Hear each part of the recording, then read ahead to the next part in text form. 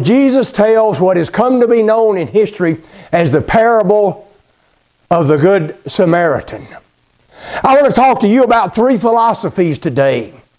Three philosophies that are encapsulated in this story. They are three philosophies that you understand. In fact, you have practiced all three of them in your life at one point or another. The first is what I call the iron rule. The second is the silver rule. And the third is the golden rule. The iron rule was portrayed in the story by the men who found the man that was traveling from Jerusalem to Jericho. And they fell upon him, beat him, stole everything that he had, and left him for dead. That is called the iron rule. And at one time in my life, I thought, well, nobody should ever follow that. But I don't really believe that anymore. There are times in your life, there are situations in your life where you need to follow the iron rule. The iron rule is basically the rule of the jungle. It is basically, I am going to defeat you if I can. I am going to beat you if I can. It is the idea that you find from evolution, the survival of the fittest. And I am going to survive. It is the idea that might makes right. And if I am stronger than you, more powerful than you, I can impress my will upon you.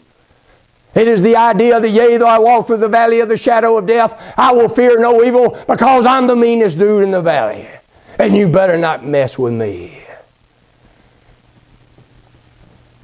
You think, well, I would never follow that rule. Well, let's just look at it for just a minute. That is basically the philosophy of all sports. Okay? If you are a sports fan. If you're Alabama, Auburn, I know we have both of them in here. When they play, I want Alabama to decimate Auburn. And if you're an Auburn fan, you want them to annihilate Alabama. You want to stomp them. You want to take them down. And you say, yeah, you're talking metaphorically. And yes, you are. But it is still the philosophy, buddy. There are times when you want to beat people down. Beat teams down, whatever it may be.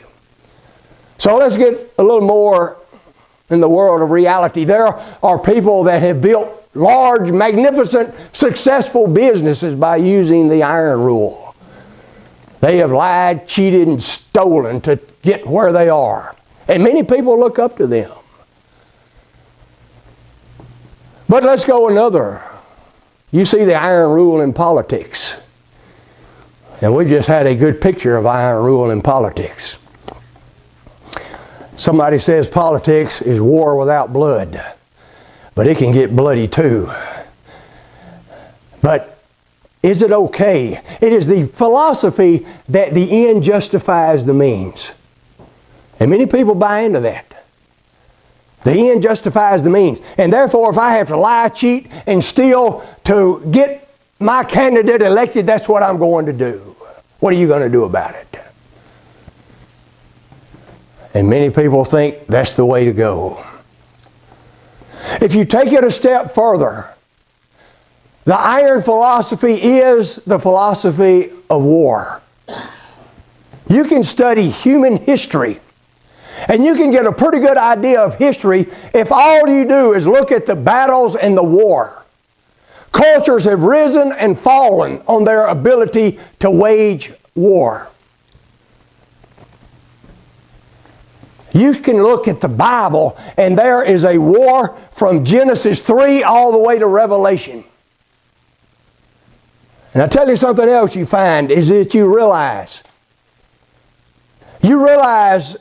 that war can be fought on many levels. It's not just physical. You can fight on a physical level, you can fight on the spiritual level. That's why Paul writes, put on the whole armor of God. Why? Because you're going to war, buddy, and you better be ready for it. And so whether it is physical, whether it is mental, whether it is spiritual, there is warfare, and you are in it, and you better be prepared to fight. But what he is talking about here is the philosophy that you have in your day-to-day life. You see, the iron rule, there may be times spiritually where you better be willing and able to fight. You better be willing to become a monster to slay a monster. And if not a monster, you must become a dragon slayer. But in your day-to-day life, as you walk the highways and byways of the world, as you deal with people on a personal level, that is a substandard philosophy to live by. It is a standard that will not hold up in the experience of God. And so you need to understand that the philosophy of the rule of iron is not where you are supposed to live your life. It is not how you live your life. If you buy into the philosophy of life, you would basically break several of the commandments. First and foremost, you break the commandment, thou shalt not covet. And so if you live your life by the philosophy of iron, you have to covet other people's stuff. You also break the philosophy, thou shalt have no other gods before me. Because if you live by the iron rule, you basically become your own God. And you have your own ethics and your own morals, and you do what you can get away with. And you also have to break the laws of thou shalt not steal and thou shalt not kill. And you say, well, at least I've never done that. But I tell you what, you can kill people with your words. You can kill people with your business practices.